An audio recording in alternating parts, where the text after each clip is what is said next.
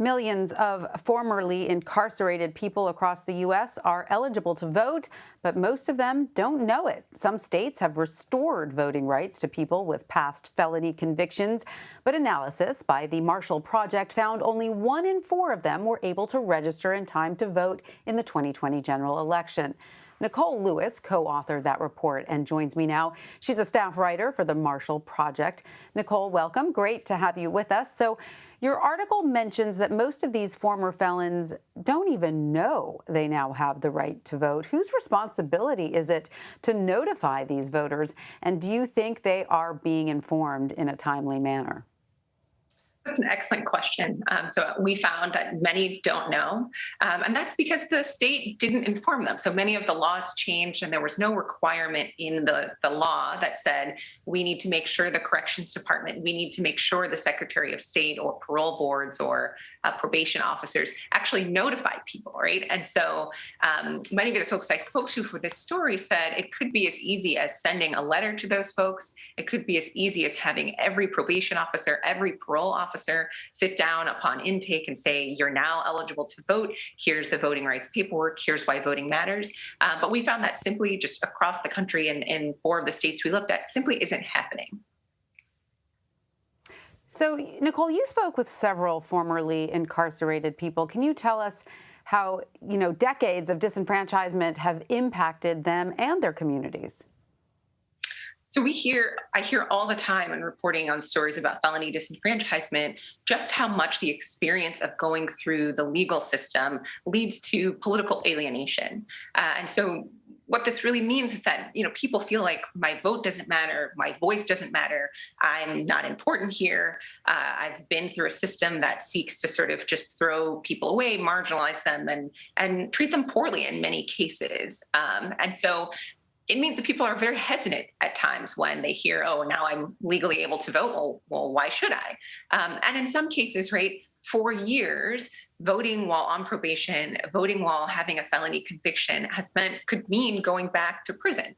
And so people are very skeptical, are very hesitant to take that risk when they're hearing from community members that they might now have the right to vote, to actually sign up, right? It's a lot of work to actually undo those decades of felony disenfranchisement laws. People are kind of wary to say, that's a big deal. Let me really make sure that I understand this correctly and that I'm truly, truly eligible to vote.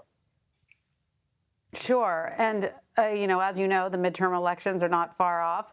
What are voting rights advocates doing to make sure that these voters are aware of their ability to vote and able to vote? They just, are registered and know where they need to go. So the midterms are crucial here, and many of the organizers working to register people are trying to make the case to formerly incarcerated people that this is their opportunity to actually elect officials, to choose the officials who oversee the criminal justice system. So that could mean sheriffs, district attorneys, in some cases judges, right? All of these are elected positions in many states. And so they're really trying to make the case to galvanize these newly eligible voters to the polls to say, you have a shot, you know how this system operates, and you have a shot at picking candidates whose platform you believe in, whose ideas mesh with your ideas. And so that's really the work that's happening on the ground right now. And at the same time, they're still encouraging those state agencies to say, you have a right and you have a responsibility to inform people, right? Anyone who comes before your desk, anytime you're having a conversation with a parolee or with someone on probation, you could easily just let them know that they're now eligible to vote. And that would actually go a lot further to hear it from the institutions who are typically having the conversation, letting people know that their rights have been stripped. So it would be a huge deal to hear directly from those institutions.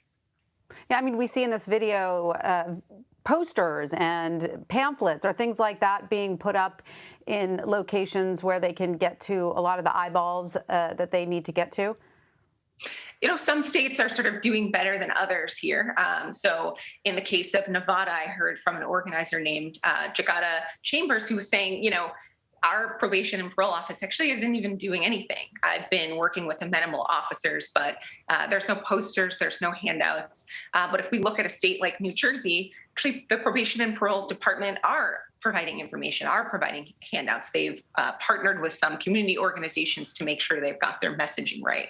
So it's very hit or miss. I think the gist of our story, the main thrust is that there's so much more that could be done. For example, I heard from a woman named Devin in Kentucky, and she didn't even know that she had now, the right to vote. She didn't know until we contacted her.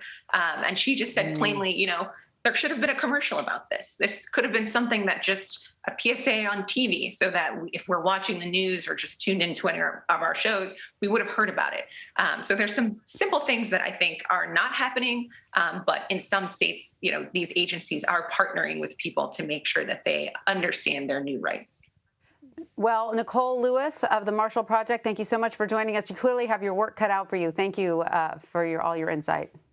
Thank you. Good to be with you.